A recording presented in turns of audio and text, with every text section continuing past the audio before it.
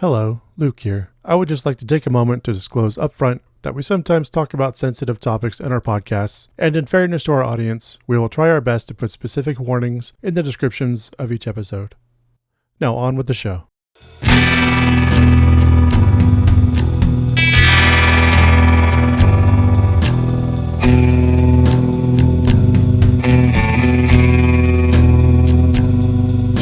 Traded sunshine for my winter snow. Change your name to Janeiro. I came to get you back or say goodbye.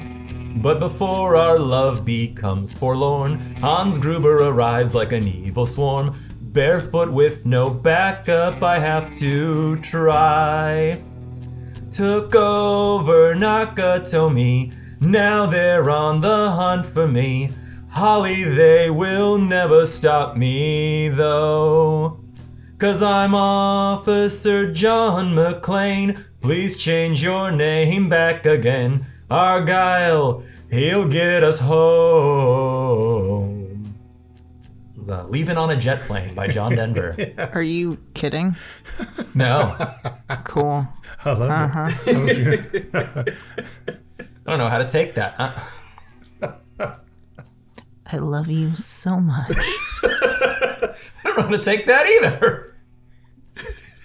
Well, let's just move on then.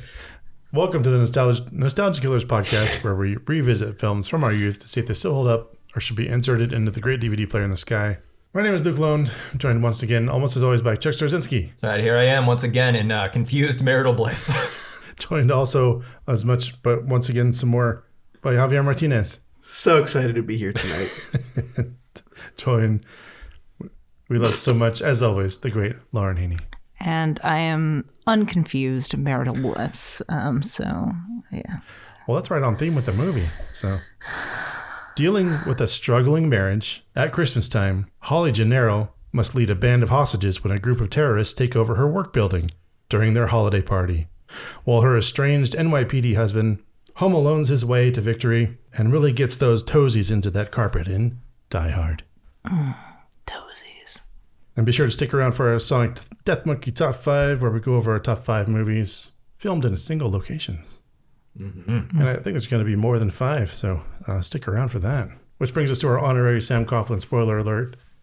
Spoilers ahead for this movie that came out in, was it 88? 88. 88? 88. The year you're born. The year of our Lord. Yeah. Year of your Lord. My lord. Yeah, spoilers. Spoilers ahead. If you haven't seen it, much like I had not, like I thought I did, there's your warning. So it's over. And we're moving forward.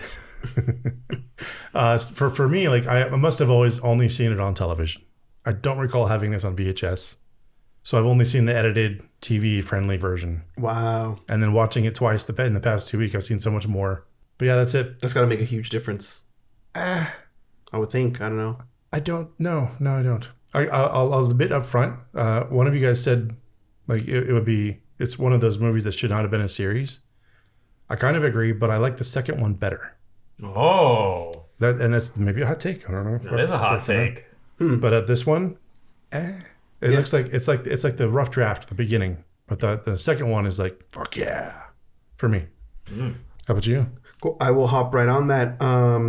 I saw this movie probably in my tween years at some point with my dad. Again, one of those dad mentioned it before, big 80s guy. So popped it on, saw it. I don't watch it very often. I definitely thought I did see it more than I realized last night. But yeah, I think just right out the gate, I'll kind of agree with you and say it was like it was great. It was fun. It was meh. Yeah. But not definitely. I for some reason had it way higher, like on a pedestal in my head. Sure. Up until last night, and I was like, I think we're trained to do that. Yeah. Yeah. Just by how much. Again, I liked it, but definitely I was like, oh, why did I remember this being like amazing? Chuck's reaching back for that gun he's got taped to his back. Yeah, I like this. It looks like no spoilers, but it looks like we might be like 50-50 tonight. We'll see. Yeah, it was always on TV growing up, so I'd seen bits and pieces here and there, but I didn't fall in love with Die Hard, which I love this movie. I'm going to go out there and say this is on that list of like, this is a damn near perfect movie. Wow. But Holy shit. Yeah, I didn't fall in love with this movie until me and my darling wife got together because she is a, pun intended, diehard action buff. And it wasn't until like sitting down and watching it unedited, because I think the first time I saw it unedited was like maybe 5 years ago or something like that. And just being like, whoa, this is... I wonder if it's a rarity. I wonder if it's rare for people to see it, the full movie.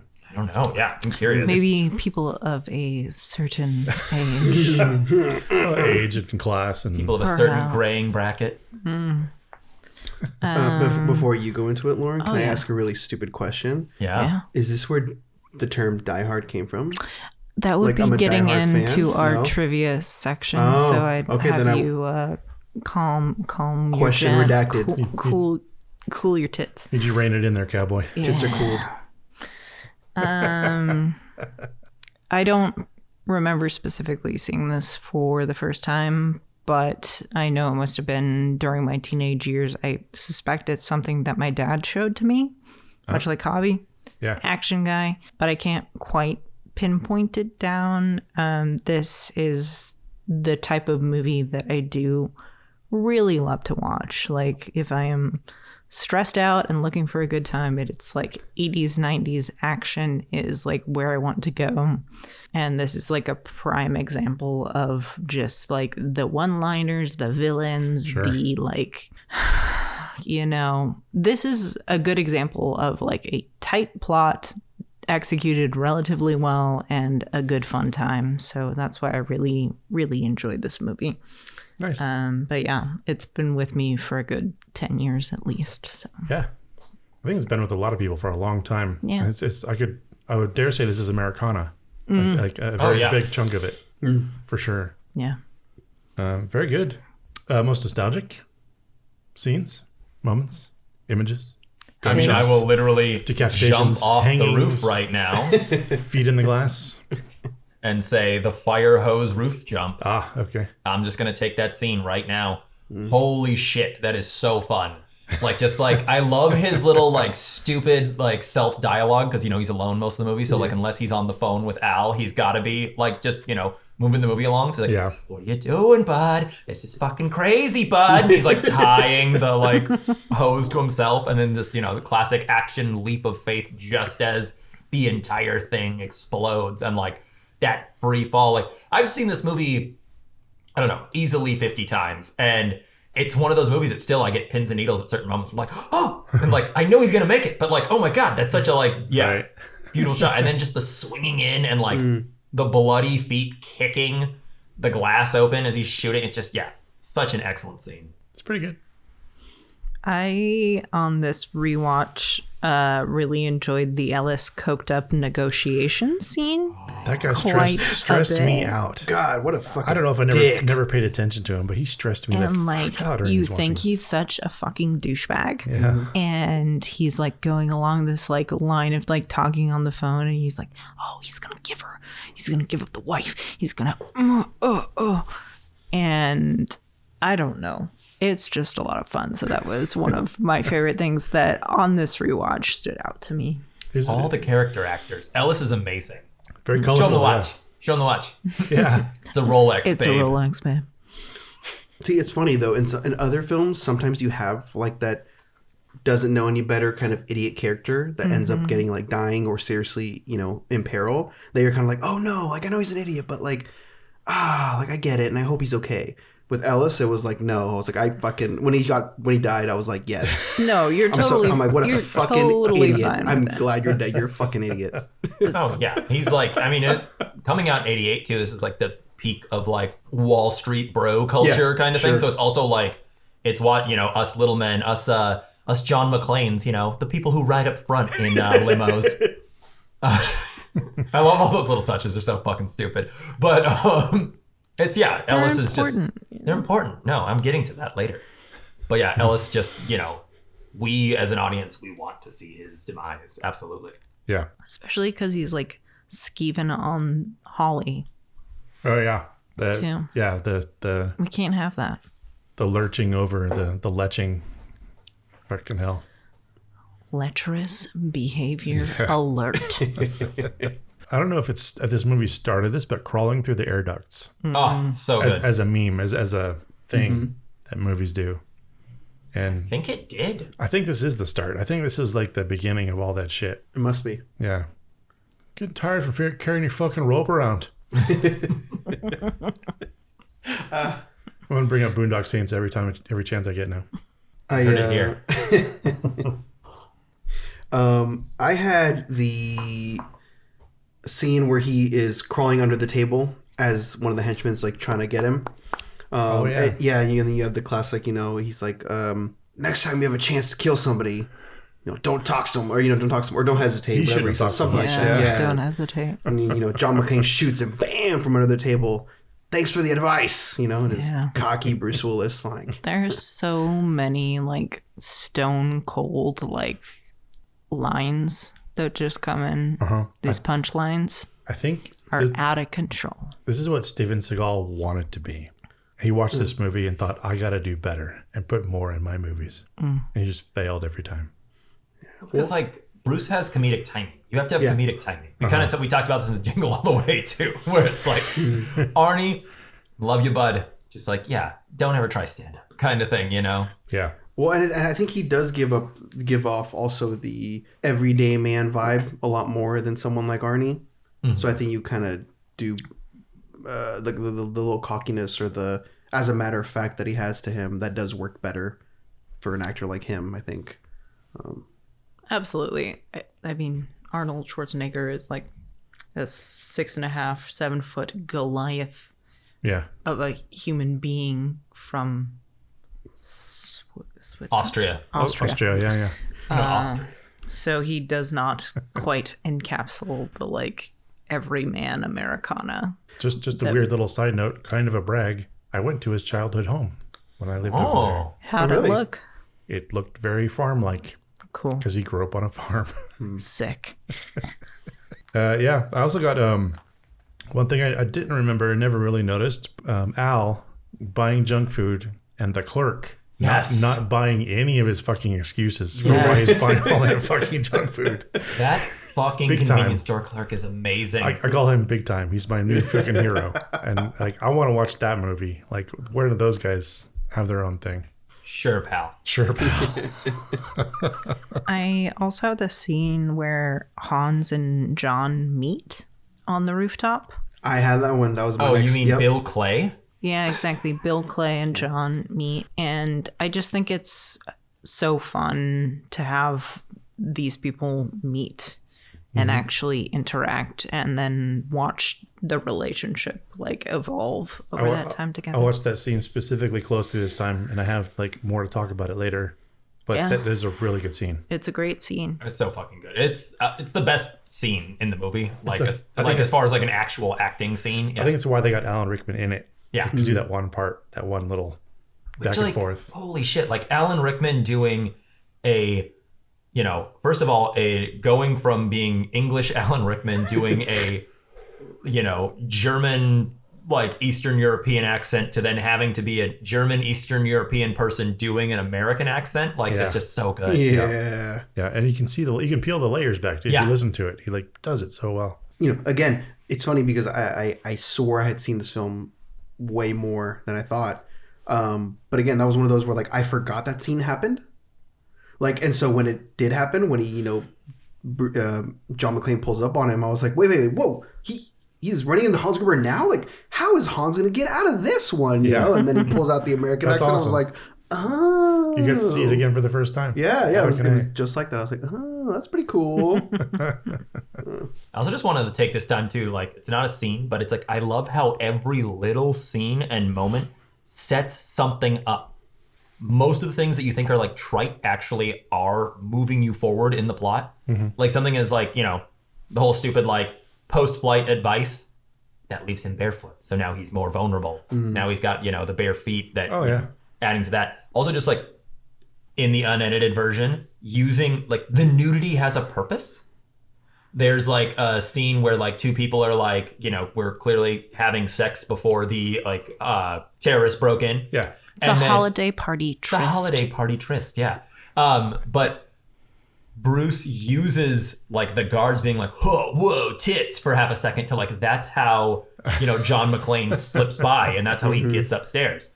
And then like later on, when John McClane is like creeping through like the unfinished office levels, there's like a nudie calendar on one of the things. Yeah. That's a fucking breadcrumb, so he knows what floor he's on. Like, there's little things like that that are just like so good, like these tiny little touches throughout the whole things film. you can't show on TV. I would also like to shout out at this point that Chuck and I, at the same time, while we were watching the movie went, oh, tits. I mean, to be fair, I do that pretty much any time I'm watching a movie. I go, titties! Oh my god! Yeah. It's a challenging living situation, honestly. My wife said, oh, it's an 80s movie, all right. Yeah. Honestly, bring tits back. Yeah. I hear this argument Why a did lot. tits have to leave? Yeah. What did Want tits them ever... back. Everybody wants them. I What really did thought I was tits in the ever do to minority. you? I'm glad you guys are saying that. I thought I was in the minority. No. Nobody doesn't like this.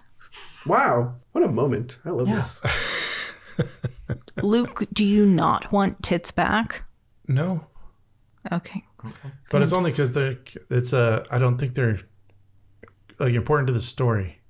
But what if they are? They are. But they have. Like this is an exception, of course. But What if they're exceptional tits and we can make a story about them? And I'm just gonna give up trying to be proper, and then bring them back. Bring them all back.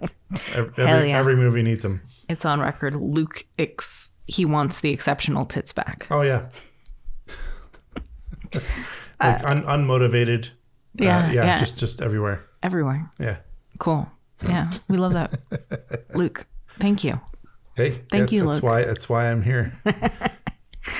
I have one. It's not even a scene. It's just like the elevator shaft jump.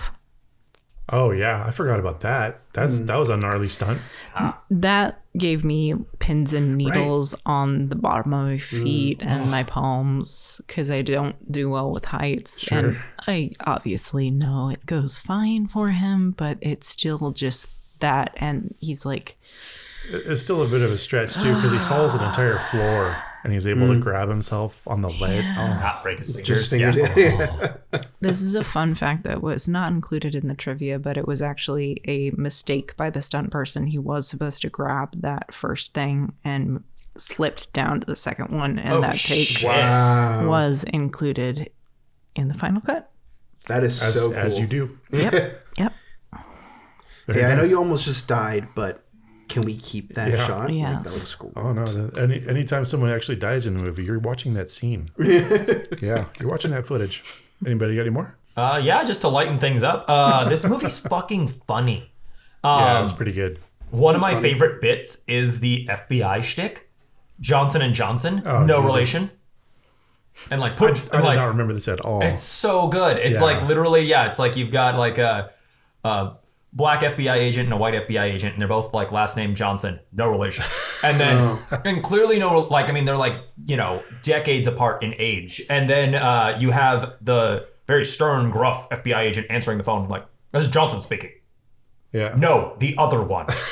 They keep the joke going. They keep the joke Yes, going. it's so fucking good. And and I don't want to take anybody's band name or anything, but like when they're flying up in the helicopter to get onto the roof, he's like, yeah. He's like, "Oh, you smell that? This is just like Saigon, baby." Yeah. And the other guy's like, "I was in junior high when that happened." Like, I did have that as one of the things that I kind of liked about it was I just put it quote quote army talk because I didn't know what to call it, but it was very, it's John McTiernan, right? Yeah. So it was kind of like some of the same shit we saw in Predator, like that kind of like rah, rah, rah, rah, like macho kind of one liner, and then followed by like a bring him back down and kind of like check him. "I'm gonna check you, buddy. Like this is the reality, like kind of thing." Mm-hmm. So I called it army talk. That's what I liked. Yeah. Right on. There's a couple other instances in the film I just can't remember, but that was one that We should make that a new section of the podcast. Army talk. Army talk. Army Hell talk. yeah. Let's figure it out. Let's do it. I love it. Also, just really quick before we move on to nitpicks, the fucking hacker, he's so great. Yes, he's Argyle. he's on a lot No, of my not awards. Argyle. That's not his name. That's Argyle's the driver. limo driver. Oh. What is his name? I don't know off the top of my head. I looked it up too. It's like They never call him, they don't give Chippy. him a name, They do. really. Oh, they do? He's got a name. Okay. Toby. Uli. No, that's the Fu Manchu guy. Oh, you're right. Anyways, we'll figure it out. Anyways, somewhere down the road. he's Yes. incredible. Yes. He's having so much goddamn fun. He's Yeah. chewing the scenery in every like little bit that they give him. Theo. That's it. Yes, that's a. I don't know if it became a meme or you have to have like a kind of an off the wall crazy person on your team at some point somewhere, and for any heist movie, any movie like this. And I wonder if this is where it started. Maybe, yeah. It's like the English bud kind of thing, like, and then it's like, we're getting in, sir, kind of thing, because they're like, yeah, we're hacking 9 mainframes, and like, and they're just saying like a bunch of nonsense jargon that isn't real, and then it's like, speak English, pal. Yeah. Ladies and gentlemen, we have a 2x2 formation coming down the south. Yeah, exactly. The southeast entrance of the building. I love that, where it's like group of 4 assholes coming in the back. like a life or death situation. It's like, just tell me there's 4 people coming. Like, they could be shooting our guys right now. On to nitpicks and fixes. I actually have more of those than I do. I do Holy as well. Okay. I have a ton. All right. This is going to be fun. This is going to be Maybe fun. I don't get to look like the asshole this time. I got your back. I got your back, Luke. Real upset because Die Hard is a damn near perfect movie. 2x2 formation, Luke. Oh, you guys kick it off then. I'll start at the beginning. The you don't like flying conversation starts after they land. You didn't notice before. Seems like an odd time to start that. That was just me watching it for the second time in a week today.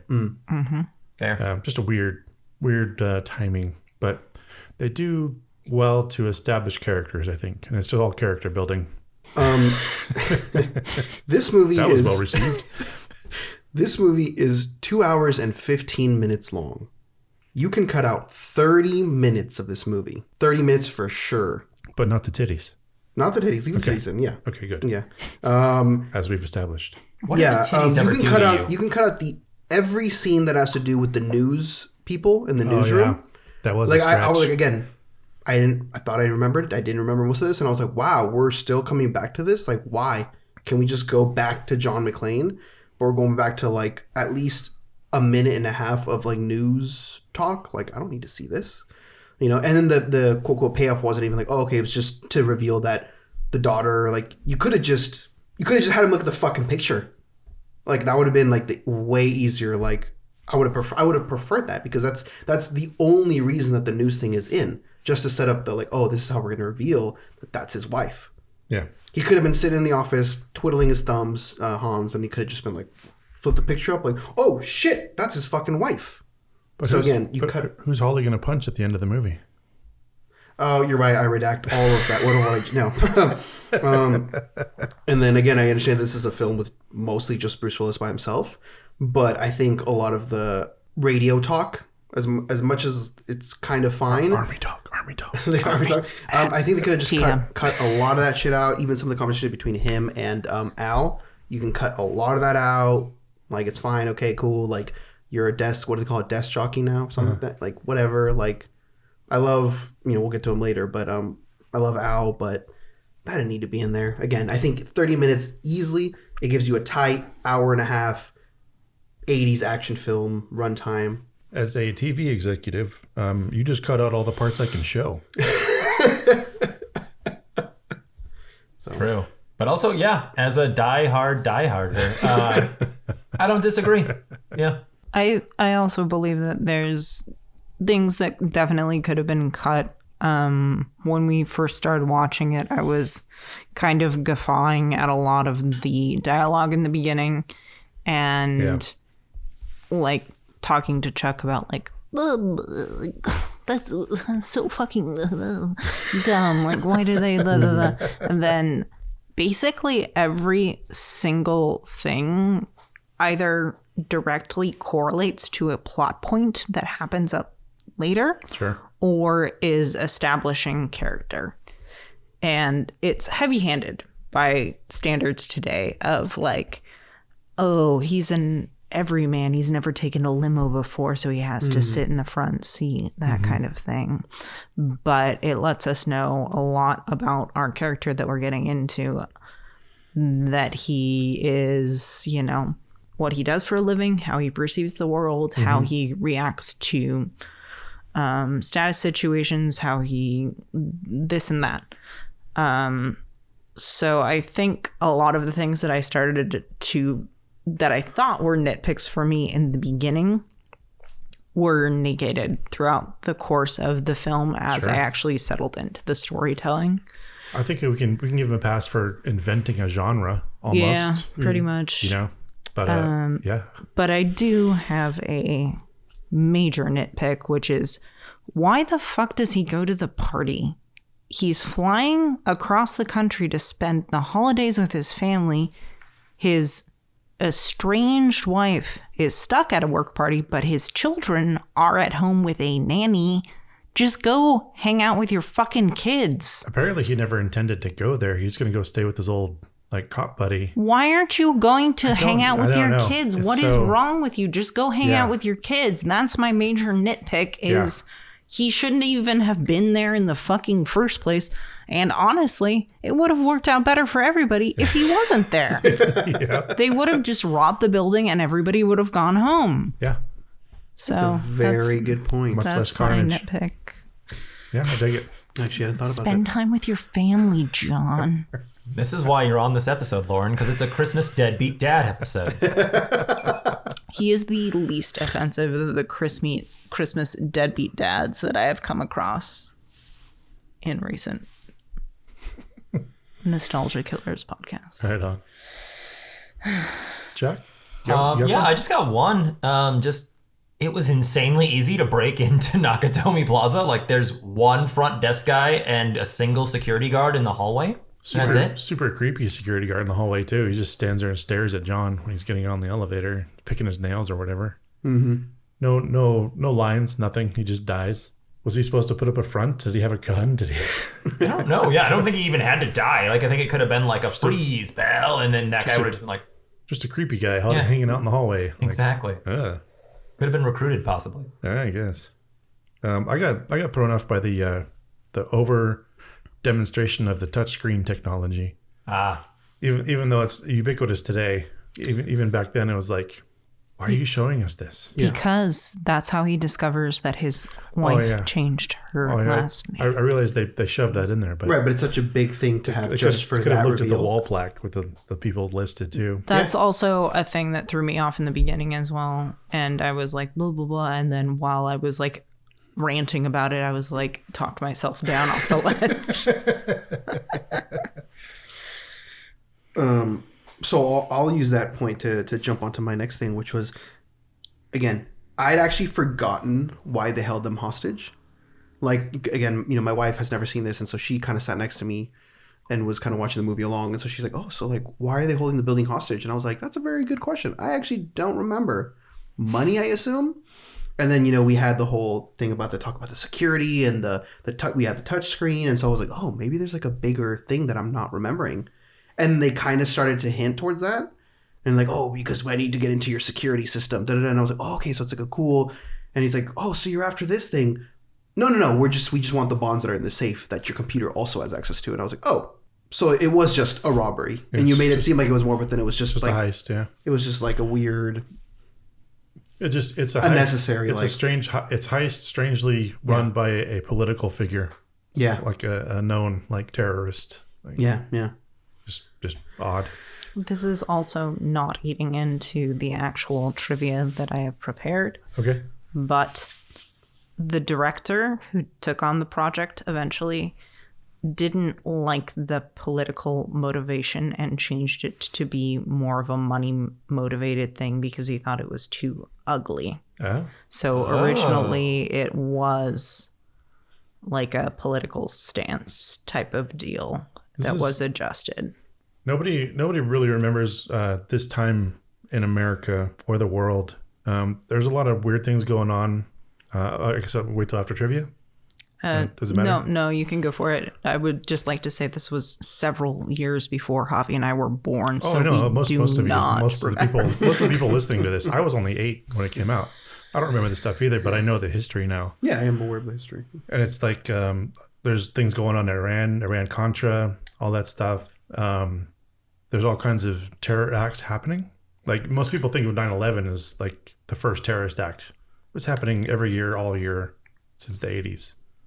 In the 70s, there was the IRA, the Irish Republican Army, also in the news every week. Car bombings, all kinds of stuff. So this is I can understand why you'd want to take the politics out of it. Maybe, maybe like just leave it to the bad guy Germans. Yeah. I think that is the reason that it got switched over, because it is based on a story that was written that was more political. Yeah, I believe. Makes sense. But yeah, I understand that too. It is like a little weird switcheroo that happens halfway, and it's not like a twist necessarily. Right. I think that if they had developed it more as an actual twist, it would have been much more interesting. 100%. Yeah, I liked it though. I like that it's just pure greed. They're not complicated characters. They're just greedy, want the money. Well, that's fine, but just don't have the whole technology piece to it. The whole hyping up the building is like, oh, it's the most technologically sophisticated, like whatever. Like, oh, okay. I don't know. Just been a regular fucking Goldman & Sachs building. I don't know, whatever. Can we talk about the fucking cheesy ass ending with Carl still being alive, fucking somehow, and just coming out to not to like run away or anything, but just to fulfill his vendetta for killing his. That's how horror movies work. And then just to have Al, his character arc being complete and like, I'm gonna draw my gun, take out the bad guy. Like everyone comes around. That's why it's a perfect movie. It is a complete arc of the character. Yeah. But like Carl was hanging. They showed that whole scene. He goes up to the roof blows up. Then they actually have a shot showing him still hanging while all the hostages are running down just to be like, hey, remember this guy's hanging here. But it's an Al completion story. It takes 3 minutes for you to get fucking brain damage. There's a line from a really horrible show called Drawn Together where Carl was just taking his afternoon news nap. Like, that didn't need to be in there. Yeah, I mean, I don't know. Again, if you had kind of gone camp the whole time, then okay, you can have that in there. But because it, for the most part, wasn't camp, I would agree. I would argue. Yeah. I think that's kind of cheesy at the end. I was, watching it the second time, I was ready for the movie to be over by that point. So I'm with you there. Yeah. Afternoon Luke is with you. Morning Luke was okay with it. Can I keep going? You guys don't have any more, right? Okay. No, I had one. I got more. This is a near perfect movie. I usually don't notice these things, or I'm like, oh, that's really funny. Like, I'm going to laugh that off. So when I do notice these things, I kind of pay extra attention to it. I'm like, oh, who left that in there? But there's the scene where Holly, that's wife's name, right? Yeah. Mm-hmm. She calls the housekeeper to just make sure how the kids are, and she's like, oh, like, hey, did Mr. McClane call? And the house, she started. I think she asked the housekeeper like 2 questions before that. Housekeeper clearly understands English just fine, and she can communicate English fairly well based on her previous responses. Mm-hmm. But then her response is, "No, Mrs. Holly, no telefono." As in, no, Miss Holly, no phone. Well, how is the audience going to know she's afraid of iron ass? Yeah, that was, and like when I was like, I noticed, like, no, you know how to say. No, he no call at the very least, Yeah. But I'm like, no, she said no telefono. Like, you answered just fine. Like, why is all of a sudden you don't know how to say call? Like, no, you couldn't even like broken. No call. No, Mr. McClane call. At the end, she says, "What would I do without you?" And hangs up. Yeah. No goodbye. No thank you. I noticed that tonight too. Like, what? Yeah. That's not how you end a conversation on the phone. Yeah. It's very weird. Very strange. Yeah. Just bad racism. Yeah, there's that. Yeah. There's xenophobia and all that. I would throw in the bad German accents and the incorrect German in many places. Oh. It's just weird. It's just weird to listen to.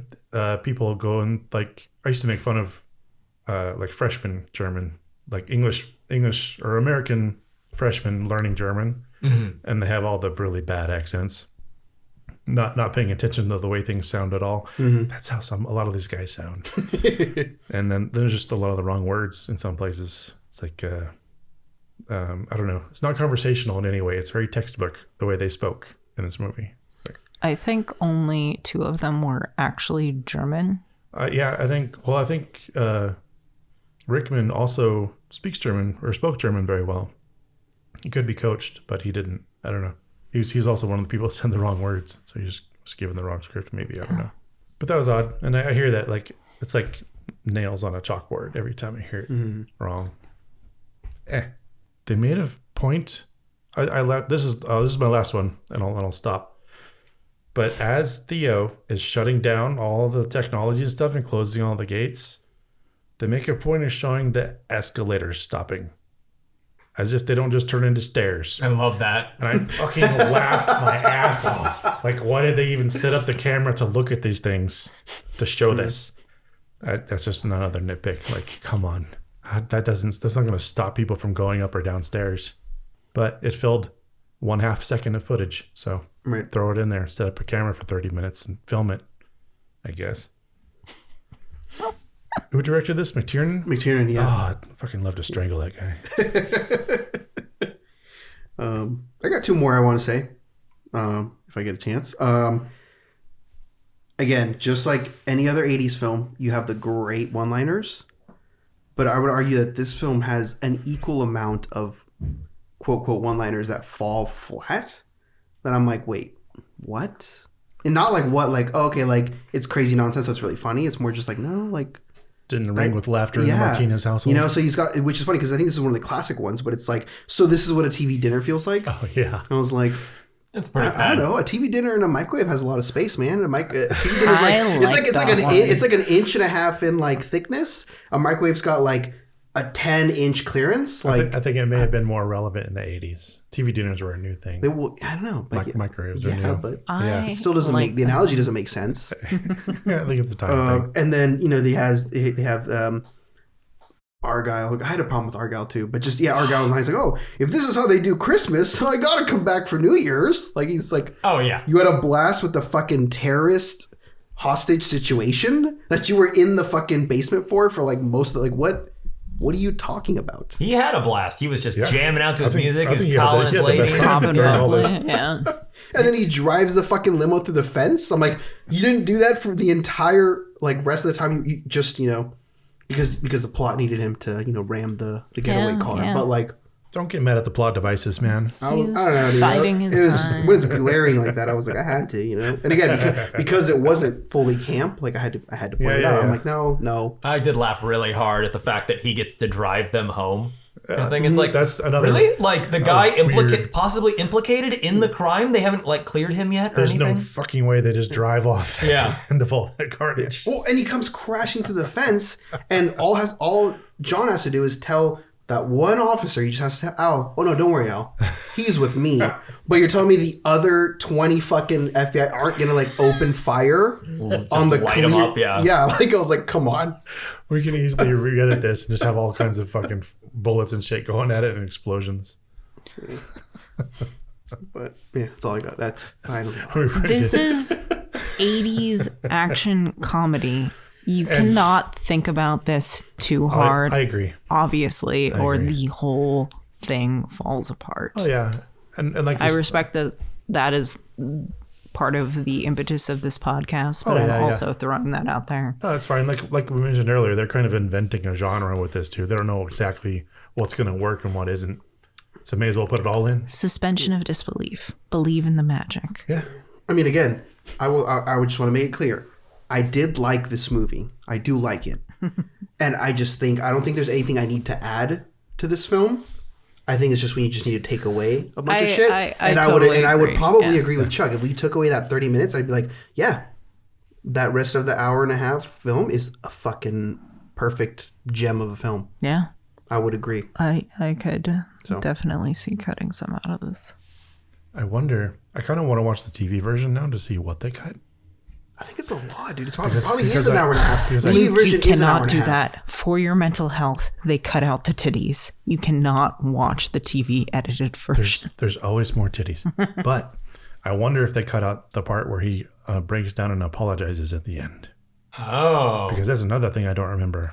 Was him like tearing up and telling Al to tell my wife to like tell her I'm sorry and I was wrong. Like, I don't think that's in the TV edit. I love that that's like unsuitable for TV audiences, like a man apologizing. I don't know. Like, no, we gotta lose that. When you're trying to cut things out for commercial time, like, it's true. I wonder. I kind of want to watch it. I want to watch it and find out. Cool, we're ready to move on. Yeah. Mm-hmm. Finally, our Rainy Day double feature. I love Alan Rickman. After watching this movie, I wanted to watch Robin Hood, Prince of Thieves. I just want to watch more evil Alan Rickman. Yeah. I was going to watch the Harry Potter series, but that's way too long and he's not in it that much. And it would just be weird if I watched those again. You just need to watch the first 2. That's my hot take. Okay. But isn't he like a bigger part in the later ones, for sure. the last Yeah, two? but the later ones suck. Yeah. Yeah. Balls. I just want to see Alan Rickman. You guys? Watch Sense and Sensibility. Yes. I went through his IMDb and I realized I haven't seen a lot of his movies. So I'm going to start that journey. I want to watch Love Actually. Love Actually. Yes. Sense and Sensibility is an incredible adaptation.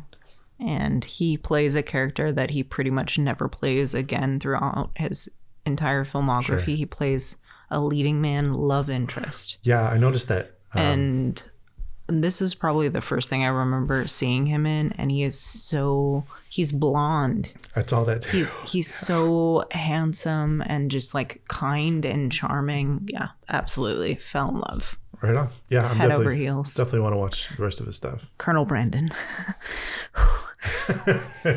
Calm down. Yeah.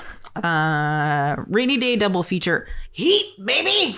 Hell yeah. The LA vibes, the heist, it's pretty similar energy. That's what I wanted to put on. Yeah. I do want to put Heat on after a lot of movies though, so True. but We mentioned, We'll get to that on the podcast. we mentioned too. doing Heat in the coming year, and your name came up immediately afterwards. So you're on that one. You have It's to be. in- Following your name Important came to- divorce if you weren't on it. honorable mention is Striking Distance, which is another Bruce Willis movie that is terrible, but really funny, and Oh, I've never seen it. Sounds. I've heard the name. it's Sarah Jessica Parker. They're like They're boat cops? lifeguard boat cops, and this is something that I'd never seen before in my life. It like got buried like way deep down, and What? you think you have nitpicks with this movie? I tell you what, I had to watch you from Striking Distance. Striking Distance. Yeah, that's an honorable mention. Right on. Oh yeah. Mine Rainy Day double feature is not a feature. It's a video game. It's Metal Gear Solid. This made me want to play Metal Gear Solid again so bad. I just want to like Fuck dust yeah. off my copy. Yeah, sneaking around in the vents, radioing to check in with someone on the outside, standing off against a helicopter on a roof, rappelling down said roof. Yeah, Kojima borrowed so much from this movie, and I love him for that. 'Cause it's Yeah. like, yeah, I think maybe that's why I love Die Hard so much, is because I'm like a Die Hard Metal Gear Solid fan. Nice. I know this started it, and I don't know, maybe. I love the I'm just a cop, but secretly I'm a super cop trope. Oh yeah. So I'm gonna go with Bad Boys, Oh yeah. Yeah. who I think maybe ever seen this film, maybe does it better, maybe Bad Boys 1 or 2? Also completely different Two. movies. I like 2 better. 2. Oh, two's the I think- superior I bad think boy. two- I think Two, but I guess I matches just it went better. with 1 because I Sure. guess it's right. But yeah, I don't know. Yeah, I see what you're saying. yes, I see yeah. what you're saying though. Yeah. I dig it. yeah. You That's all I saying got. something, Chuck? No, I was just saying two is the superior bad okay, boy. sure. It is. And then I also had said they're different movies. So. Yeah, they are. Yeah. Excellent. On to this movie's cocktail. Yeah, so today for Die Hard, we've got the Yippee-ki-yay Mother Fucker. Got a half ounce of Tapatio Blanco tequila, a half ounce of Charbay Myer lemon vodka, a half ounce of Charbay green tea vodka, a half ounce of Charbay double and twisted whiskey, Nice. an ounce of lemon juice. Thought you were gonna say Charbay lemon juice. No. Although if they did, I would drink it by the gallon. You know, love Charbay. Yum, delicious. Half ounce of cherry syrup. I would not die of, just acid rot. And a splash of cola. Mix all those ingredients together and sip as you loosen up and just become a touch more intimate with your new radio pal. What you up to, Al? Very nice. I like it. It was phenomenal. Thank you. I feel like I've been saying that like the last 3-4 episodes, but I feel like Oh, he's just a lush. they're getting Drinks are getting better, man. Drinks are getting better because drinks are also getting sponsored. Yeah. Yeah. Thanks to I'm not even Charbay. I'm not even lying. Thanks to Charbay. I'm not even lying. These are fantastic. Thank you. I can't believe how my life has turned around ever since Charbay came into my life. I'm really not lying though. Have you tried the 30-day Tapatio Tequila Challenge? I feel like I'm on that right now because I've been slowly chipping at the alcohol supply. Excellent. Thank you very much, Chuck. It is amazing. And with that, we'll take our first ad break. Ad break.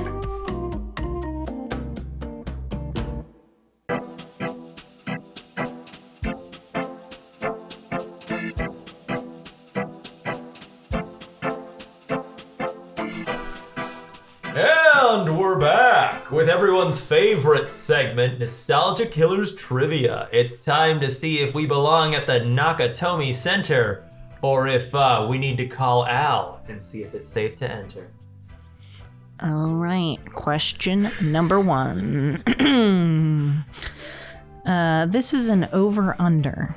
So guess up to a point. If you go over, you lose. If you are the closest under to a certain point, you are the winner. Price is Right rules. Yes, indeed. How many white undershirts were made for Bruce Willis? Various stages of deterioration throughout the filming of the movie. Lauren, could you define white undershirts, please? You can spell it out. I'm going to say 27. Okay. Ooh, I'm gonna guess 19. 10. And Luke is the winner. 17 white undershirts were made for Bruce Willis at varying stages you. of decay. I'm not proud of this win, but yeah. Yeah, there you go. All right, question number 2. At the time, Bruce Willis was known mainly / only for comedic or TV roles. Bruce Willis was considered at the time an outrageous fee. How much was he paid to do Die Hard? I'll abstain. I already know the number. I cheated. Let's see, it's the 80s, Boo. so 3 million. I'm gonna say 1 million. And Luke? 10. Right? 5. Was it 5? It was 5. It was Oh. $5 million. Oh, I read something weird then. 5 was the number I came across Okay. multiple times. But yeah, for the 80s, that's a lot of fucking money. Either way, yeah. That's a Either lot way. For of someone money. who's somewhat unknown. So. I mean, if I got $5 million right now, I would... I'd walk on some broken glass. Yeah, absolutely. I would walk across all of the broken glass in this apartment. Are you listening, Charbay? Was that a, am I closest? Do I get that or does nobody get that? Okay. No. Javi, do you want a card? You can take a card. No, it's okay. Okay. Question number 3. This is a true or false. Due to the tourist interest in Fox Plaza, which is Nakatomi Plaza, the filming location of this movie, people are now forbidden from taking photos directly in front of the building. True. False. I'll go with true. The trues have it. Hey, there it is. Question number 4. What is the name of John and Holly's daughter? Grace? Oh, she's in the sequel. What the fuck is her name? I just looked this up today, too. I have no answer. It's something with a J. God damn it. What is it? It's not Judy, Julia. No. Time's over. I'm going to say Time's Julie. over. Lucy. Damn. You're Lucy is the name. Valiant effort, everybody. Question number 5. I didn't guess. This is a multiple choice, and I think this is my favorite question. Which of these is not a translated title in a different country? Ah, nice. A. Give Your Life Expense in Hungary. B. Crystal Jungle in Spain. C. It Is Hard to Kill Him in Germany. D. only over my dead body in Finland.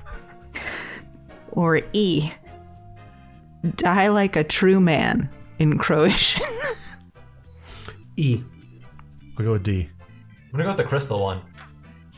You are all incorrect. Those are real titles in different country.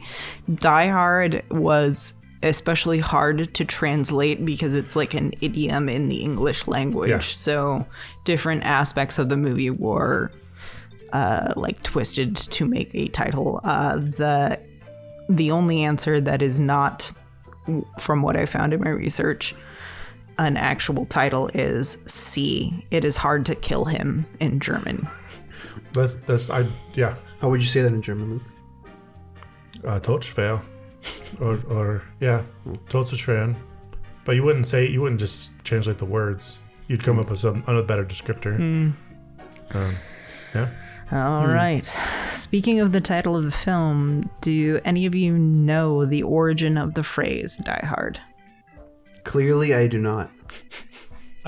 Is this just a guess? No, this is a real... No, I know, but I mean, like, is it multiple Yeah. choice or anything? Or is it just, you just say Nope. it? You tell me the basic gist. Is it the battery company? I was going to say the battery company. Is it the 1988 John McTiernan film Die Hard? No. Fuck. It's a wartime term Oh. from the 1800s. Basically, this was English versus French. It was an encouraging phrase from a Lieutenant Colonel, William Inglis. When encouraging his men, he said, "Die hard, die hard." He basically got injured a fuck ton and refused to give up his post and would not leave his specific post, and encouraged his men by saying this, "Die hard, die hard." Yeah. Could see that. It was then recycled and reused in politics, referring to people who would not give up their, like, you know, whatever they were standing for, basically. So that's how it kind of got trickled down into where we understand it now. But I think the movie obviously made it widely popular. That was a weird and hard one. Thanks, guys, for hanging with me. Question number 7. What phrase was written on the stiff, the dead man that rolls out of the elevator? Now I have a machine gun. Ho, ho, ho. Yeah, exactly what Luke said. Exactly what Chuck said that Luke said. You all get a card. Well Yay. done. Good job, everybody. Good job, Luke. The others just copied me. I knew it, okay? Can I just derail this whole trivia thing and ask why? Why? Why Now did I you write have a that? machine gun. Why? Ho, ho, ho. Yeah. Because it's Intimidation factor? Yeah, Dramatic. I think so. Well, that was the first time they figured out there was somebody up there fucking Right, but around. why not just keep your like? I agree. Right. I mean, wouldn't the smart thing to do would be like, let me just hide this body and not, you know? yeah. Yeah, giving away the all stuff of is a one sudden he's thing, a- I mean, but also fucking announcing comedian. that you have the gun and all his ammo, kind of intimidating. Yeah. And you know, makes for a good movie, man. Good movie scene. Also, it works because Pisses the fuck Hans out of is like, Carl. no, this is something else, not a security guard. I'm just like, oh, Yeah. That is also a good shot, having the elevator come down and the doors it roll is. It up. looks great. Yeah. That's fun. Question number 8. What injury did Bruce Willis suffer during the filming? This is a multiple choice. A. Laceration on the foot. The fake foot he wore during the filming for the barefoot walking on glass didn't hold up and a piece of glass got in. B. Partial hearing loss due to a gun being fired too close to his ear during a shootout scene. C. Dislocated shoulder, crawling backwards on the floor under the table, one of the scenes you mentioned earlier. Or D. A burn from a blast being fired too early on the rooftop hostage release scene. It has to be A, because that's the obvious one, and I feel like they use the candy glass, right? That stuff's not actually sharp. I wouldn't walk barefoot on it. This is which one? Sorry, just to clarify. This is which one happened or which one did not happen? Which happened. Oh. Which happened to What him. an idiot. Okay. That's what I wanted to clarify for you. Because I was like, because you just like negated your own answer. You were like, well, it's not sharp. I was like, Editor, please cut out my response. Leave it in. Can we get the answers? The crawling under the table thing. How would you dislocate your arm crawling? That's kind of dumb. I don't know. He's like 40 max at this point, right? So you don't 40? dislocate. Bruce Willis? Yeah, at this He's point, like- 88. He's in his 30s. Right, that's he's 40 younger. max. Oh, yeah. So he has to be younger than that. You don't. 30-year-olds gonna dislocate their arm crawling under a table. So you're saying that's not what it is? Oh shit! What did we need again? I'm looking for Somebody what has- or just cut- actually happened. Editor, cut this out again, and right. while I figure out the process of elimination in my head, and What injury did Bruce Willis suffer during the filming? A laceration on his foot. The fake foot he wore during his barefoot walking on glass scene didn't hold up. B. Partial hearing loss due to a gun being fired too close to his head. That's the one I'm choosing. C. B. Dislocated shoulder crawling backwards on the floor underneath the table. Or D. Burn from a blast being fired off. oh no, D. I'm going to go. Luke said B, Javi said D. Just to make it interesting, I'm going to go C. Okay. The correct answer is B. Partial hearing loss due to a gun being fired too close to his head. That is something that happened to him. I was really hoping it was D. Then my process of elimination would have been warranted, but I guess Did you know Bruce Willis cut his feet when he was walking through the glass?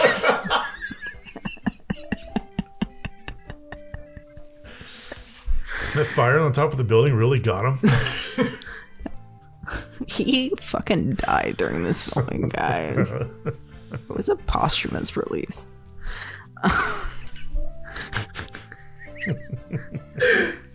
Question number 9. Can any of you tell me the origin of the phrase Yippee-ki-yay Mother Fucker? Because I'm old. Luke's nodding a lot. I'm going to guess it's, is it from fucking that song? What the hell is it called? I don't know what it's called, but it's that Yippee-ki-yay, Yippee-ki-yo. No. Okay. Oh, that's Ghost Riders in the Sky, Johnny Cash. It is Ghost Riders in the Sky, yeah. Somebody might have done it before that, but is it the 1988 film? No, I'm just kidding. Is it a John Wayne film? No. Oh, you're already answering? You're already... Oh, okay. Luke, would you like to... It's from Roy Rogers, who takes the name of Roy. Yeah. So Hans Gruber says, oh, you think you're like a cowboy like John Wayne. And he says, I've always liked Roy Rogers a lot more. So Yippee-ki-yay Kids was the Roy Rogers phrase. This was included in the film by Stephen D'Souza, the writer, when he found out that he and Bruce Willis grew up in the same area, both watching the Roy Rogers show as children. Right on. So this was like a common point of interest for them, and that's why it was included in the script. And that's how the line got in. Question number 10 is fun, and this is a possibility for all of our competitors to possibly catch up with Luke. There are a possibility of 13 points available on the table here. I got it. Time to guess who was allegedly considered for the role of John McClane. Arnold Schwarzenegger. Yeah, take a card. Sly Stallone. Yes, take a card. Mel Gibson. Yes, take a card. Robert Redford? Not on my list. Kurt Russell. No. Patrick Swayze. Yes. Hell yeah. Richard Gere? Not on my list. Al Pacino. Close, but not on my Robert list. De Niro. Yes. I can't really think of any more. Think of some older gentlemen. There were a lot of people who were a lot older than the character is who were considered. John Wayne? No. Ronald Reagan? I'm going to count down from 5. Marlon Brando. No. Whoa. 4. 3. John Lemon. No. Jack Lemmon? 2. 1. William Hurt. No. So the total list I have here is Frank Sinatra.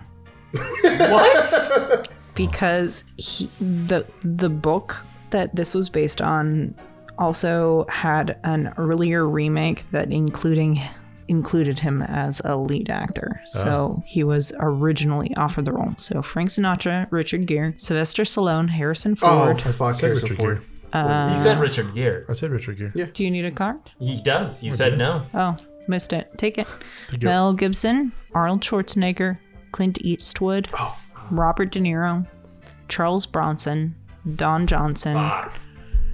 Richard Dean Anderson, Burt Okay. Reynolds, and Michael Madsen. Oh, Madsen. Wow. Wow. That would have been a cool Out one. of it, crazy. And this is compiled from cross-referencing multiple accounts, and a lot of these people came up multiple times, so I feel fairly good about this. It's always Those are all that's a crapshoot, believable yeah. list. I believe every single person on there. It's just like the who's who's of any 80s action or leading man. For sure. I didn't realize until recently that Richard Gere was such a big player back then.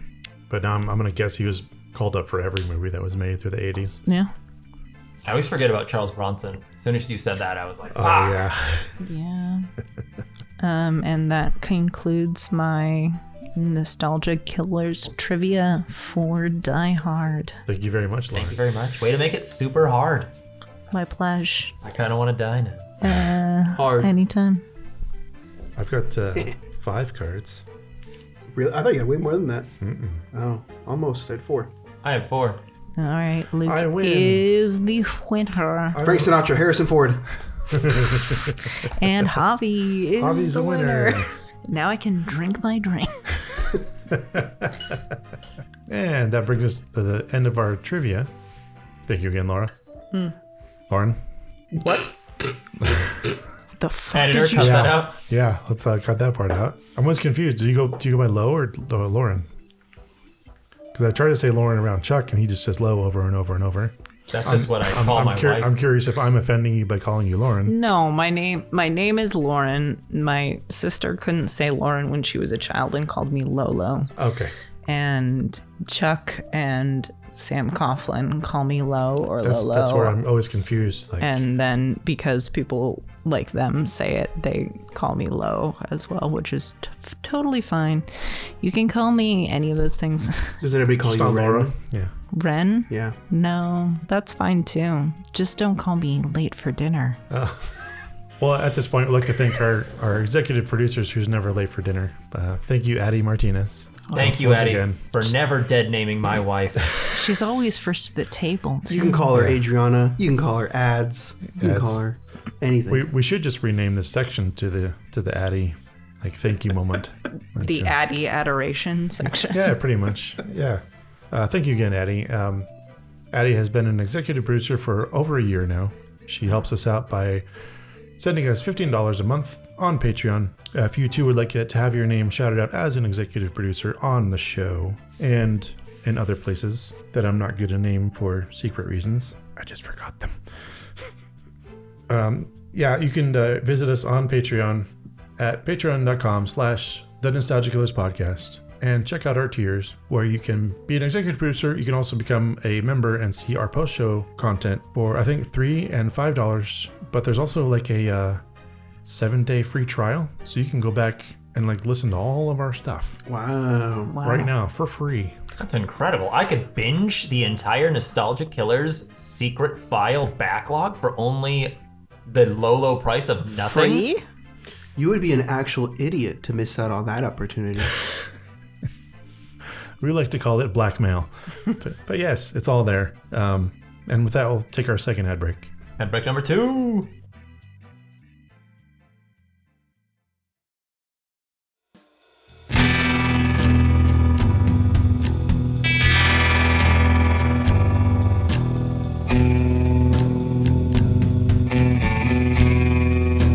And we're back with Act 3, the award categories, where we start off with my new band name. I'll go first. Hans and the Grubers with their single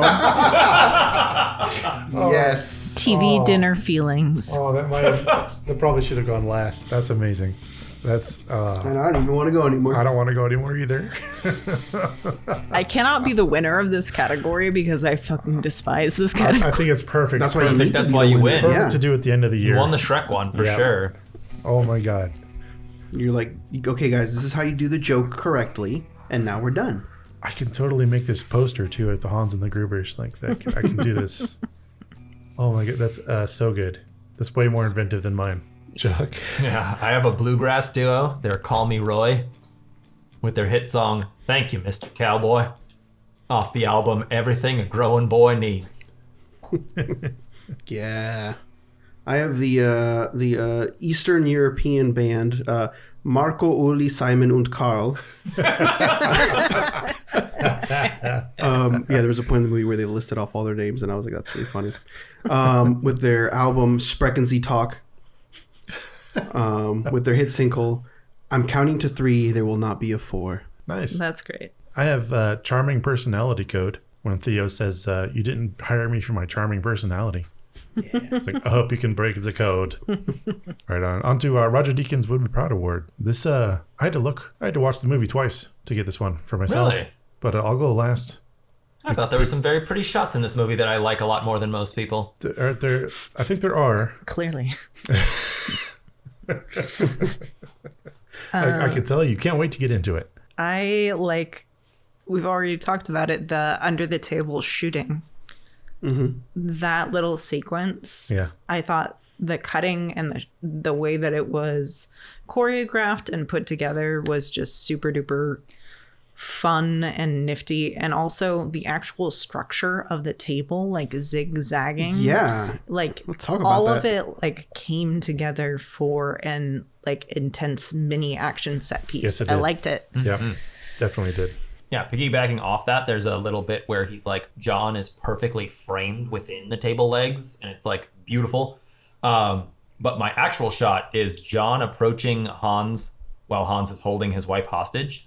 And he's like perfectly, it's like an OTS, like over the shoulder of Hans Gruber. Mm-hmm. We're seeing John McClane enter covered in like dirt and grime and blood as the sparks are flying behind him. And he's Yeah. perfectly silhouetted. Yeah, coming out of hell, basically. Exactly. Yeah, it was pretty good. It was the first scene that we talked about on the podcast, but John hanging from the side of the building, trying to use his feet to break the window, smearing the blood like with his feet. Like that was gnarly. That was gnarly looking, and we're looking at it from inside the building, so that's super cool.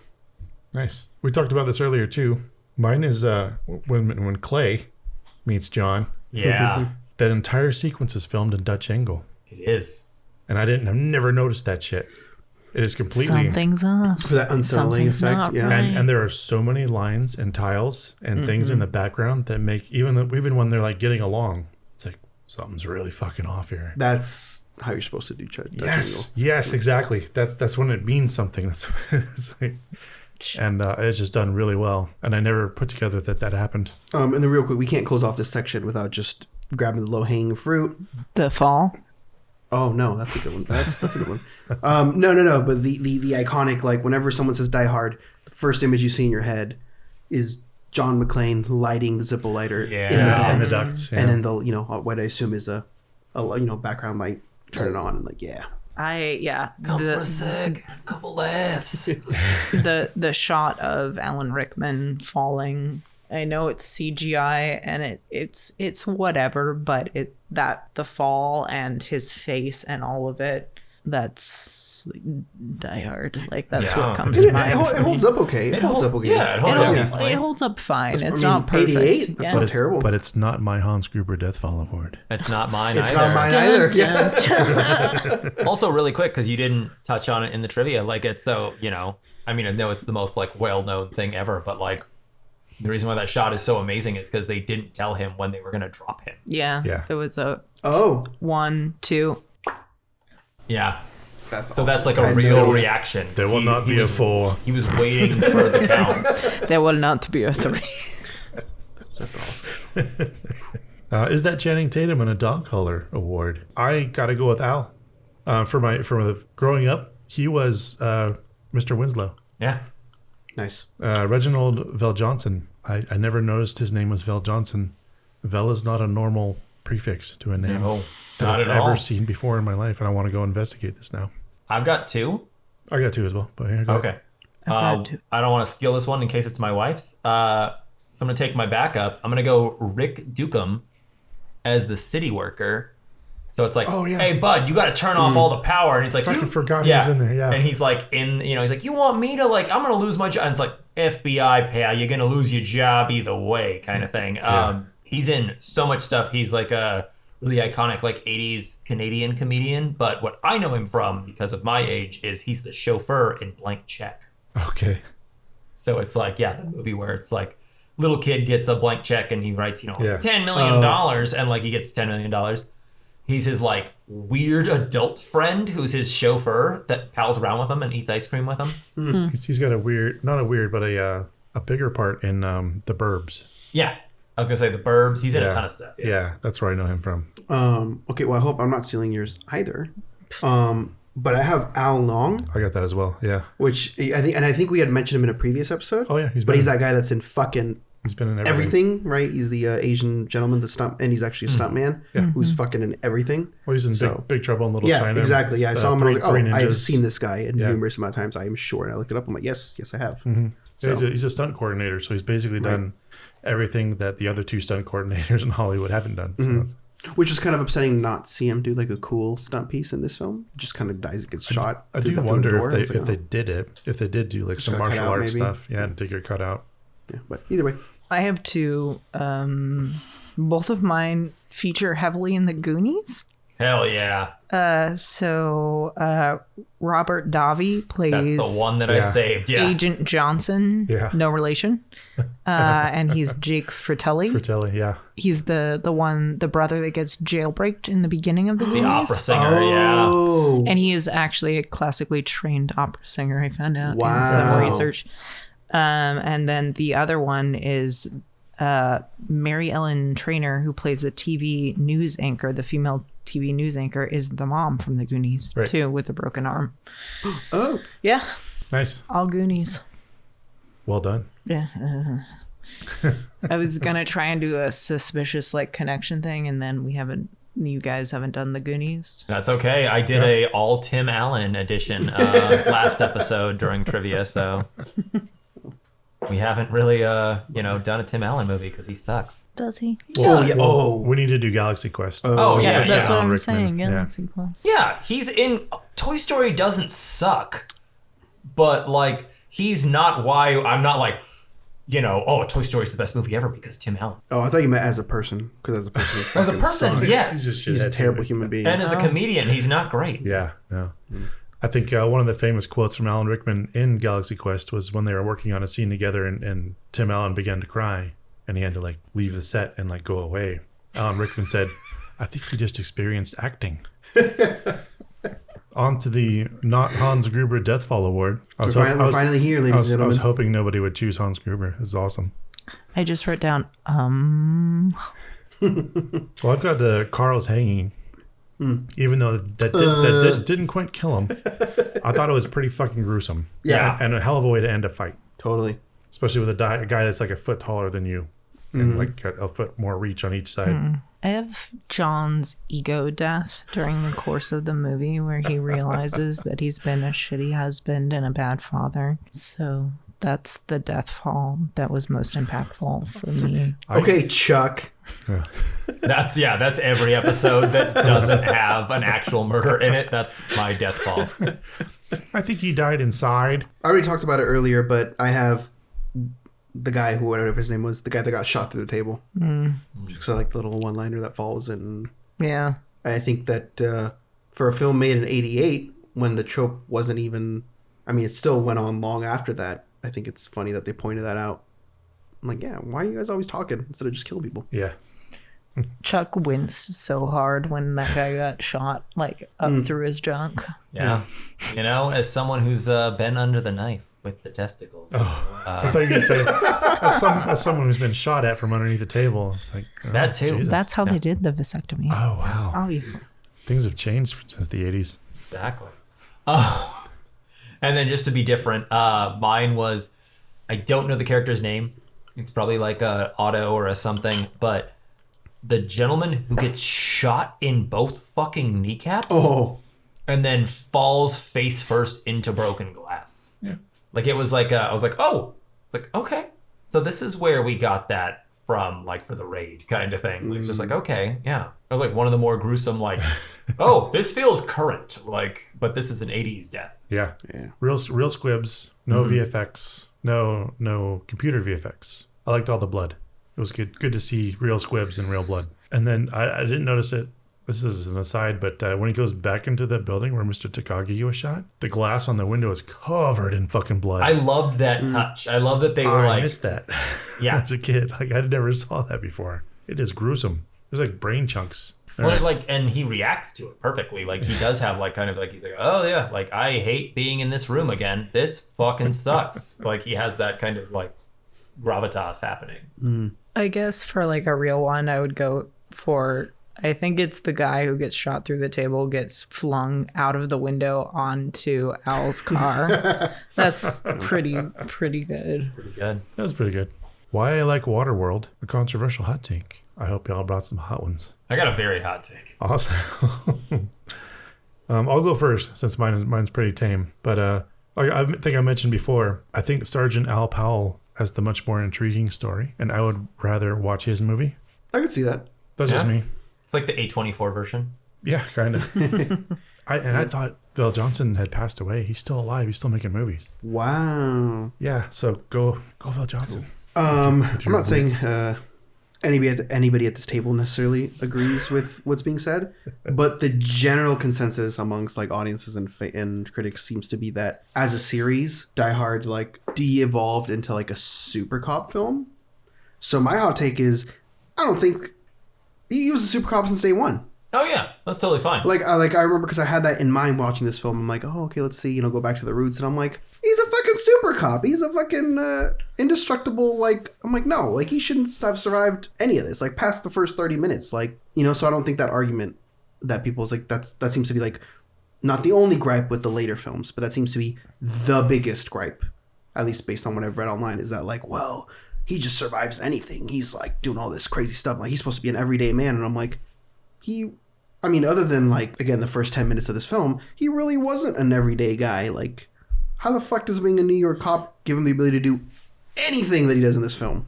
We don't know what his past was. He could have been like super ninja New York cop. Right, but I mean, they don't, it's not even like they went like, oh, he was, they went the Schwarzenegger route, like, oh, he was an ex, Marine, Black Ops, like whatever. Like, no, he was a New York fucking cop.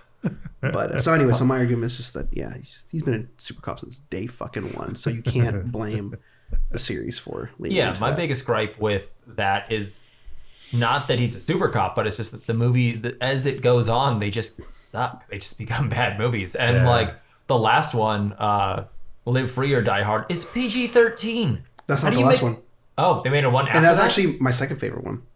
Oh, fuck off. It's a bad movie. The last one was A Good Day to Die Hard. Oh. Yeah. I have never seen any of the sequels. Oh, really? That one was actually bad. I would watch 2. 2 is very close to this one. Two's good. Oh, I like 2. Is No, that she the said, one I've in never the? seen any of the sequels, and you said that one was good. Is that the one in the As in the airport? fourth Yeah. one. Okay, I have Oh, seen sorry, man. the sequel. Okay. So I've seen 1 and 2. That's the only one I really like. The other ones are okay. The second one's very like, here we go again. That's the whole second movie. It's It's got Michael Bean and all those assholes. Yeah. Like, they all these assholes that jumped right into the rock, right afterwards. It's like, it's the same group of super soldiers, of course. My hot take is Al should not be in this fucking movie because Al should have been fired and arrested for killing a child that was playing with a toy gun. As someone who lives in the city of Santa Rosa, there was, a young gentleman many years ago who died from a similar experience, and that shit's not okay. And fuck Al. We should boycott Al, and we should learn the name of the child that died in this experience, and we should say his name. Hey, I agree, man. Did you notice how they didn't even say BB gun? He said a ray gun. Yeah. Like how fucking goofy and cartoony is a ray gun? That's like, What the fuck is a ray gun? that's a very easy switch to be like, oh, BB gun. Okay, BB guns Just kind like of a look real. space age looking toy. Yeah, like a very like God. like a fucking Star Wars looking like little doot kind of thing. Especially in the 80s. Like, you know how fucking fake ray guns must have been in the 80s? Like, Yeah. come on. So Good Al's one. a bad cop. This is my hot take. Yeah. I think he's repenting for it, though.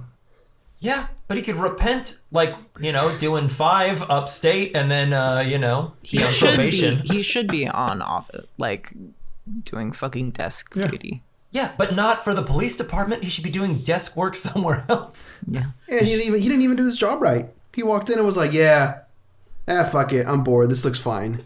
And then he was leaving. So, clearly he is a bad cop. Well, it's great for our bad takes. I'm glad we're all canceled now. Well done. Well done. We'll go to our Blue Velvet meets Blues Clues. I kind of went for an obvious one. I wanted to see Die Hard 6 Sense. Same. Fuck. That's hilarious.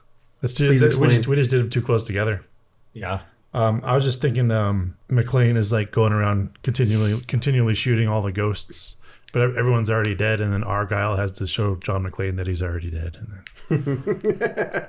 Yeah, mine was basically we're seeing a what could have been, basically. Like, it's like, we see the entire film of Die Hard, and then But he was dead from the beginning. Well, right when him and Holly kiss, like, that's like the, like, kind of like a the plane didn't time land. to say goodbye, John, kind of thing. Yeah, exactly. How about you guys?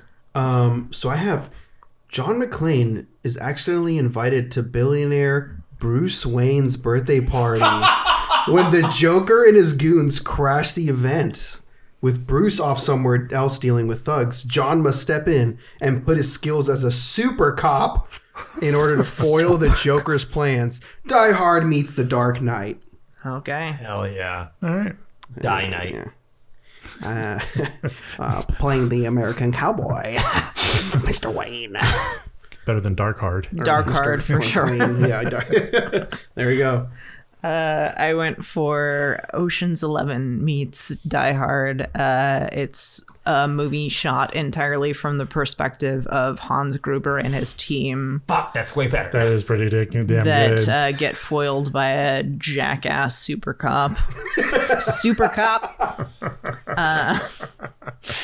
Where they're just trying to pull off the most ingenious heist, and it shows them like prepping and planning and preparing, and so the actual like Die Hard events are only like the last like 30 or 20 minutes. Right.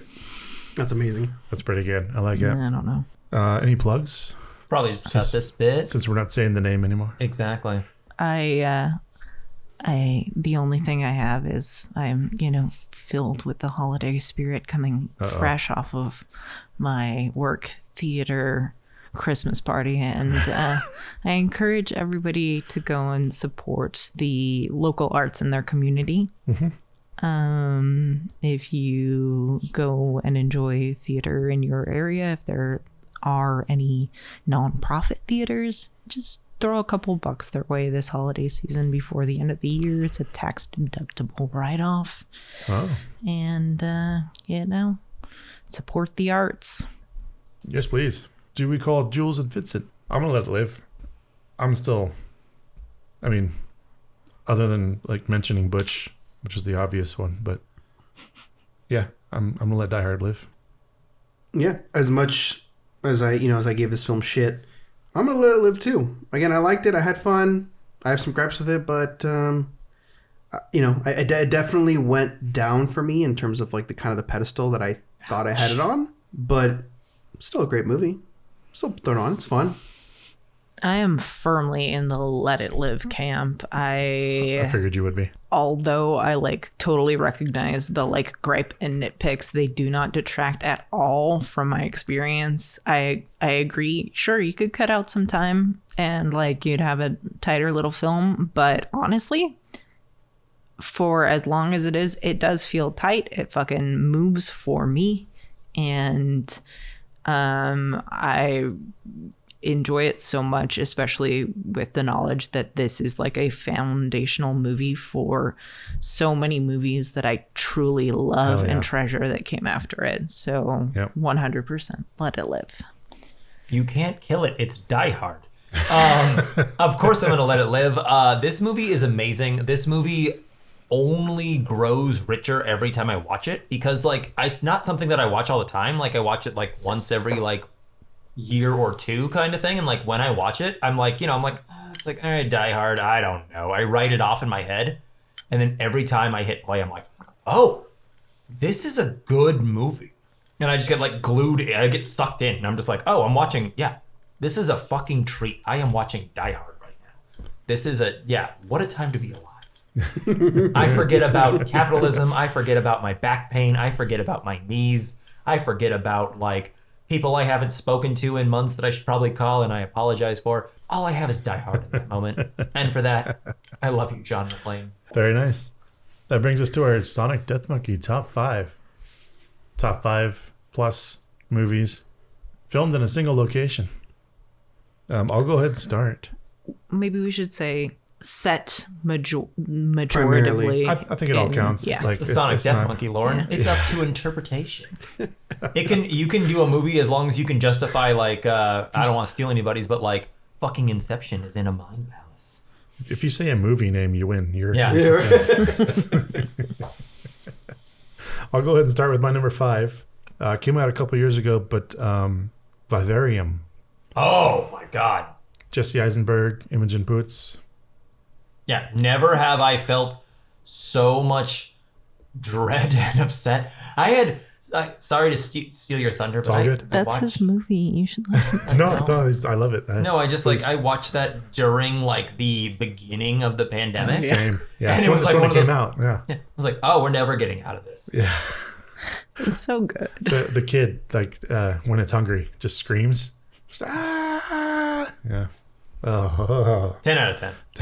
You haven't seen it? I haven't seen it, but I think I know what you're talking about. Yeah, is that the one in like the rehab place or like a clinic or something? Or no, it's this couple that goes to buy a house, and they get trapped in a maze. Oh, okay. I've seen. Yeah, okay. Now, thank you. I have not seen it, but yes. Fucking A. Right. I recommend it. It's stop doing this podcast right now. Go watch Vivarium, dude. Oh. For my number 5. I have a film that's not talked about enough, and I bet all 3 of you guys don't like it, but or don't think it's anything special. But Life of Pi, that's my number 5. Takes place basically on a boat. The entire film. It's beautifully shot. I would argue one of Ang Lee's best, and it's. I haven't watched it yet, but I'll check it out. Maybe you just need to watch it on an 80-inch TV. Won't say when, man. Yeah, inside joke before the podcast. Ang Lee also directed Sense and Sensibility with Alan Rickman. Yeah. There you go. Oh. You have to show them a picture of your TV. Full circle. I don't know. I would like to see a picture of your TV. I need to see a picture of the TV with your penis for full scale. Kind of thing. I don't think the phone can see that. No offense. I'm just saying your TV is huge. It is. My number 5, I want to get some low-hanging fruit out of the way. Don't say low-hanging fruit after that. Oh, what? I thought this was the fucking Die Hard podcast. I thought we talked about, like, I thought we're making titties great again. My number 5. Twigs and berries. Is, I'm going to go for low-hanging fruit. I'm just going to go Evil Dead. Rice and beans. It all takes place in a cabin purposefully because, you got fucking no budget and it's like, a perfect, beautiful zombie movie in one location. You're very right. I haven't watched that in such a long time. I need to go. And I'm going number 1, just to clarify. Just the first Evil Dead. Yeah. Oh, okay. Oh, yeah. I figured, Is that your number 1 pick? No. Great choice. I'm so mad it's not on mine. I'm looking at my list and my like slew of honorable mentions, and I'm feeling so conflicted. But I'm just gonna go with what I have. Birdman for number 5. Which largely takes place inside of a theater. Yeah. And there are some pretty fun continual, I'm using quotations here, shots. It's a really good movie. I need to revisit it. I loved it. It's a lot of really incredible performances, and the story is,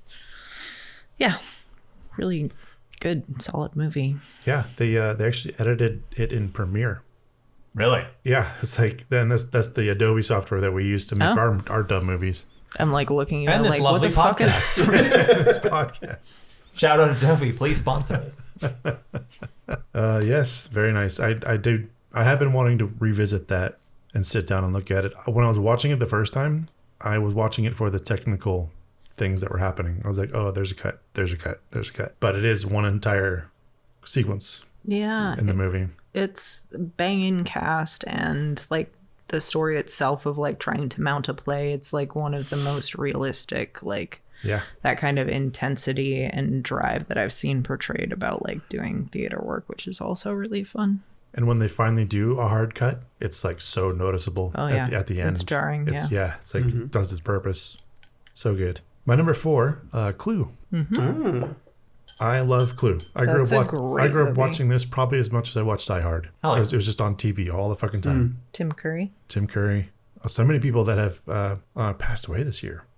Oh, Tim Curry's still alive, I know. but Robert Mole. Oh shit, Robert Mole died today? Sorry, I don't know why I said today. He died today for me. I think he because, passed. I he didn't passed know. near the summertime. Yeah. Okay. It's very sad. And a few of the others. Anyways, yeah, Clue. Recommend it.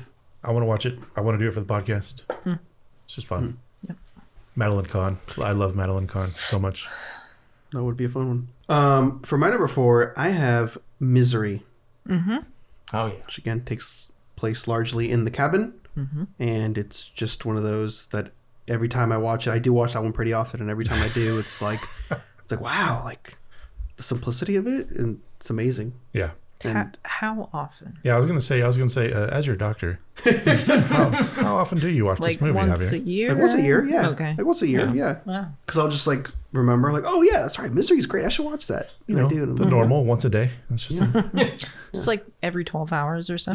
which Chuck haven't mentioned. I'm your number 1 fan. Oh. Well, have I mentioned that I have, a little bit of back pain. I kind of need to lie down. It'd be a damn shame if someone smashed my foot with a mallet. You have to take a little time off work, be Exactly. isolated in Oh, this no. cabin. Oh, no. Threatened me with a good time. My number 4, no one said it yet, so I'm going to go Ex Machina. Fuck. pretty good. Takes place in the compound. Yeah. That was my number 1, but I will It can switch still be your things number up. 1. Yeah, No, you- I've got so many other. you- I'm you've going to brought slot extras. some other stuff in. But another one I want to rewatch. I've only watched it once, and it like worked on me pretty good. Oh, it works every time. It Yeah. is I've seen so it like fucking good. seen it like 5 times now. Yeah. It's so good. I've watched breakdowns of it and like discussions about it, and nobody knows what the hell happens. Who's a machine and who isn't, and I want to watch it again and figure it out. And what's his name? The guy who makes the machines, the actor Oscar Isaacs. Oscar. So intimidating. Yeah. So Unbelievably intimidating. Yeah. Everything else, and he's a sweetheart. But that movie, fucking hell. Jesus. He's a beast. Yeah. I feel strong feelings. Do I? So because Chuck took my number 1, I'm moving things around, and number 4 is going to be Bad Times at the El Royale, Oh, hell yeah. which is a super fun period, single location. It's a hotel on the border of California and Nevada. Sure. And it's just it's bizarre and moody, and the music is great, and it's beautifully shot, and I think it's pretty underrated. It's not super like climactic, but it just an enjoyable good hang, single location. It's been mentioned more than once in the past week to me, and I've yeah? never heard of it. Yeah. So I'm gonna go watch it. Yeah. Yeah. You would like it because it's actually been mentioned on the Smoking Aces podcast, which everyone should go back and listen to. Yep. Should they? They should. That's a fun one. Okay. You should. They're not all fun. They can't all be winners. That's a good one, though. Shh, they are all winners. What are you talking about? Okay, I'll go and listen to it then, maybe. Weren't you on that one? She was. I was like, I'm pretty sure you were on that one. That was Cool. 2 months ago, Lauren. I will definitely check it out. Thank you for supporting our lovely podcast. I was listen, Nostalgia Killers was my number 5 on podcast to listen to this year. Well, at least it was on there. Yeah. Are we back to me? Yeah. Well, also in a hotel, 4 rooms. Yeah. Oh yeah. Ooh. Tim Roth, Antonio Banderas, so many, Quentin. There's Yeah. Bruce is in that one too. He's in the fucking last vignette. I fucking forgot that. Jesus. Madonna, right? Was Madonna? She's one of the witches, right? One of the witches. Yeah. I love Tim Roth too. Oh yeah. He's another person I have feelings. Yeah. Are you adding Hateful Eight to your list right now? I'm not. Okay. What an interesting comment. what a rude, interesting comment. No. I'm mad that he said away. hotel because I realized I didn't add a fucking huge one that I love that should have easily been on my list. But You still can. Yeah. no, because I don't want to take the other 3 that I left. Oh. Well, everyone's got mentionable, so we'll talk about Which it thanks after. for spoiling, Lauren. But bummer. How did I not? Wow. Okay. What an idiot. Anyways, number 3 is The Raid.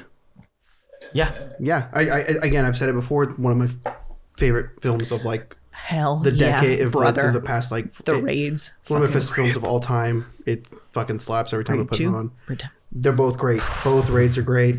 But yeah, the raid is the one in the single building. Didn't even think of the goddamn raid. I feel like a chump. Yeah, well, that's kind of how I feel about chump. my other one. So yeah, the raid for sure. Like fuck yeah, Nice. Also, movies I have not watched yet. you need to. I'm an uncultured freak. What can I say? Merry fucking Christmas.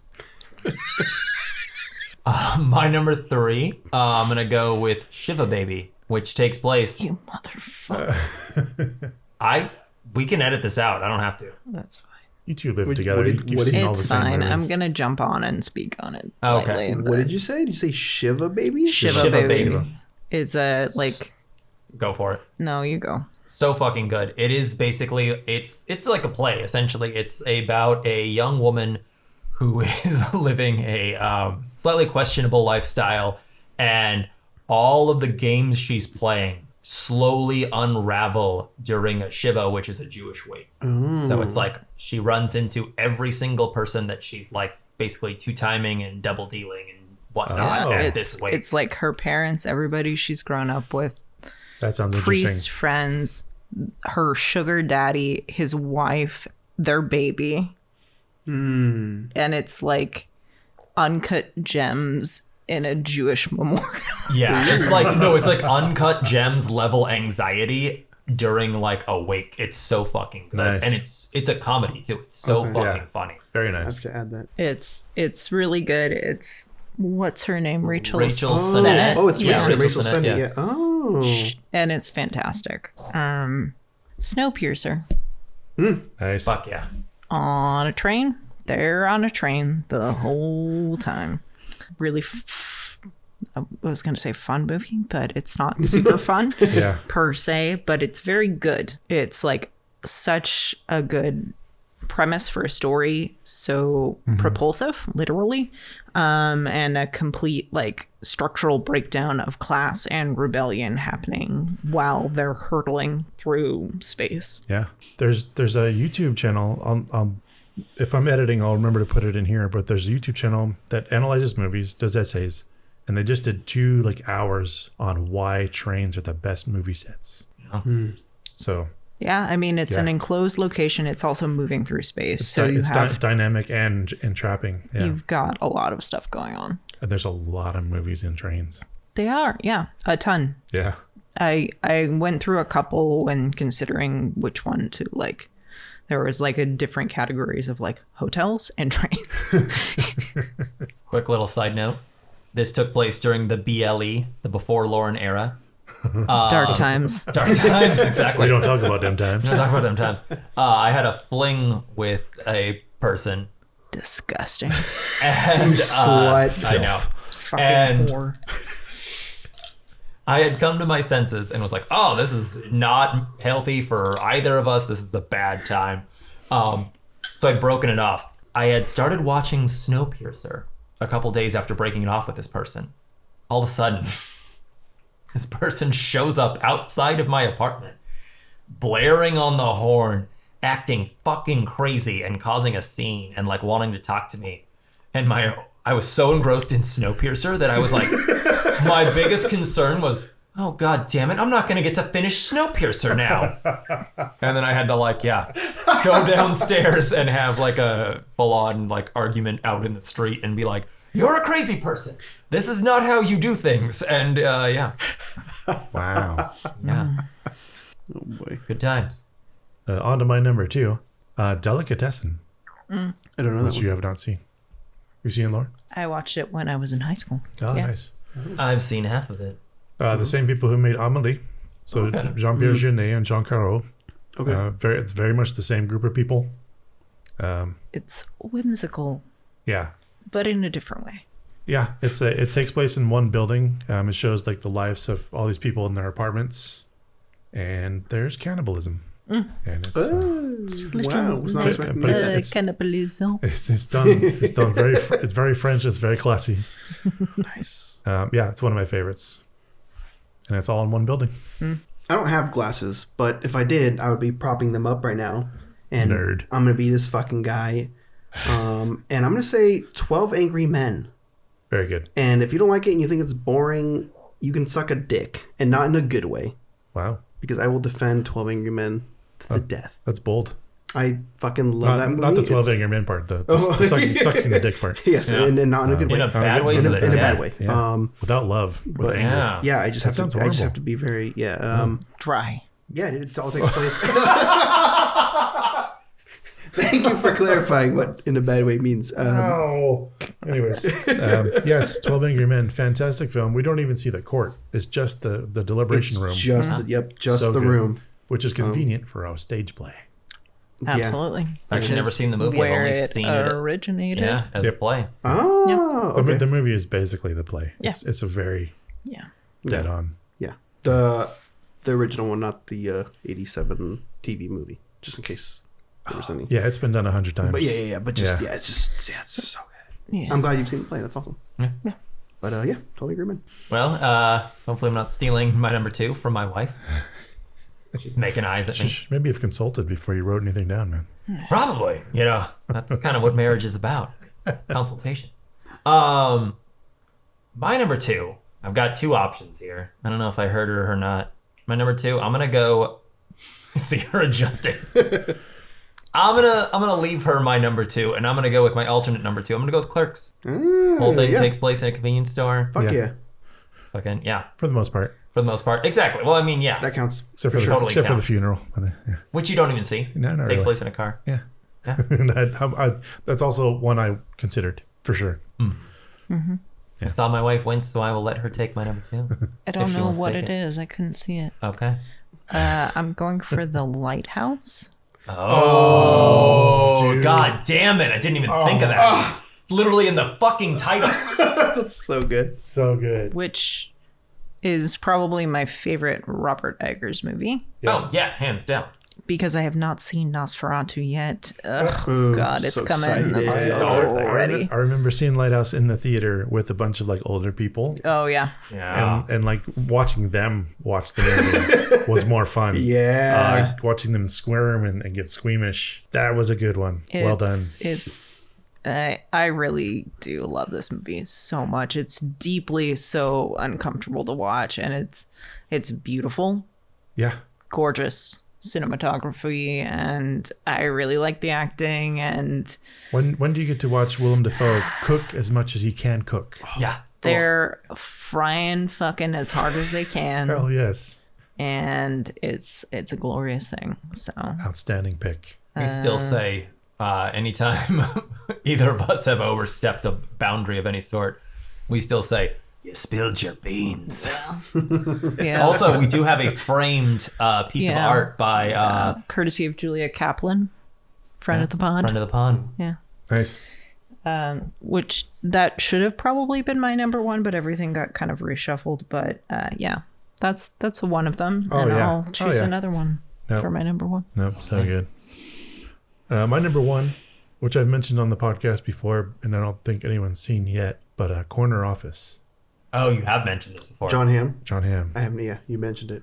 I won't go too much into it. The trailer, I watched the trailer today, and weirdly it gives everything away. Still worth watching. Still worth the uncomfortable hour and a half it makes you sit through and watch these things happen. John Hamm is, he's always funny, but I've never seen him carry a movie like this. And he is the one in the movie, so it's like... He's also in Bad Times at the El Royale. Oh, nice. Yeah. Oh. He also makes me feel things. He's got the ham cannon. I Apparently it's huge. always get Can confirm it is. the Between Two Ferns interview on TikTok. He was like, how do you feel like Mad Men opened up the door for other hot idiots? And like, John Hamm just cracks up. Number one, Avi. Number one. Lauren already knew what it was going to be. Sorry. As much as I wanted to switch it, but I'm going to stick to my guns. It's The Hateful Eight. It's great. It's such a good movie. It a is. good one. Oh. Yeah. It is. It is fantastic. It's one of my favorite Quentin Tarantino movies, I think. It's up there for sure. It's also my most recent tattoo that I've gotten, for those of you that don't know. But yeah, The Hateful Eight. It all takes place in the Minnie's haberdashery. Yeah. I would love to see like an adaptation for the stage that I would is too. all of that. It's asking for it for sure. Yeah. 100%. Yeah. My number one, definitely not shared with my wife because I don't think she knows what this is. But my number one is Pontypool. Is that the radio one? Yes. Highly underrated Okay. Canadian horror movie about essentially an outbreak that takes place in Canada during a radio performance. And basically it's kind of like what we're doing here. It's a little talk radio action. Oh, shit. And basically it is a virus that is spread through language. And so it's people who are not allowed to not fucking talk, trying not to spread this virus while giving information about said virus. It's fucking brilliant. Whole thing takes place like literally self-contained. It can be a stage play. It's brilliant. Nice. Oh yeah. Sounds interesting. I guess I'll go with this one because the location itself is a huge personality in the movie. So that might kind of exemplify what we're going for with this like category of top 5, and that's The Shining. Thank you. That's the one Yep. I forgot to put on my list. I was so mad about. 100%. Where, the whole building is just absolutely like crucial to the entire storytelling. For sure. It's also a good movie that I watch every couple of years or so. Every day. Every single day, every 12 hours. Yeah. All shining and no work makes Lauren a dull girl. That's right. That's right. Well, that's a fantastic list. There's a bunch I want to watch now. That was fun. Yeah. And that brings us to the end of our show. Wait, I want to do honorable mentions. And that brings us to the end of our show. No, go ahead. Well, yeah. What else did you have? Because there was this was. I had Bodies, Bodies, Bodies. Oh, that's a good one. Panic Room, the David Fincher. Panic Room's good. Yeah. And then Funny Games. Ah, fuck. I almost... Because I I really like that movie a I love lot. Funny Games. I didn't even think of Funny Games. God damn it. Yeah. Another one I don't know. So good. Oh wow. It's pretty violent. Wow. For my honorable mentions, I didn't want to take Barbarian away from you, Oh. but that was my number 2. I didn't feel that qualified enough True. because I thought about it too. Yeah, because I guess there's a couple scenes. that There take- were a handful of scenes. Alien is, low-hanging fruit. And then a film, I don't know if a ton of people have seen, Compliance. Nope. It's all takes place in a fast food restaurant. And it's all about essentially a police officer calls into a fast food restaurant and mentions that one of the employees is basically committing illegal activities. They're selling drugs on premises, yada, yada. They have to be detained. And then the entire movie is a group of fast food workers detaining one of their coworkers and putting them through a bunch of terrible things while not actually knowing whether or not the police officer on the phone is justified in what they're asking them to do. Oh. Wild movie. Worth watching. Ooh, can I list off my honorable? Oh, yeah, mentions? please. Yeah. No, the show's over. So I had one that's too recent, to be on the list because I needed to rewatch it again. But I had Abigail. Oh yeah, which movie was fucking rips. Yeah, what a great fucking time. But yeah, it all takes place in the mansion basically. And then my two other honorable mentions that were like, do they technically count? Do they technically not? So I didn't have them on there. Wanted to profess my love again for Saw. I'm surprised that wasn't your number one. Well, because All of the Saw movies, because right? it's like 50% flashback, so that's always like, well, I mean, the main story takes place in the bathroom, but 50% of the story is flashbacks to other places. Right. And the same thing with Reservoir Dogs too. Yeah. Mostly takes place in the warehouse, but 50% is also flashbacks to characters outside of the warehouse. So, Everybody satisfied? Yeah. All right. That brings us to the end of our show. Thank you for letting us get it out. It was a good prompt. So. Thank you for listening. If you're still listening, I've been Luc Londe. I have been Javier Martinez. I've been Chuck McLean. And I have been Lauren Starzenski. And we have been the Nostalgia Killers. Bang, Bang bang. bang.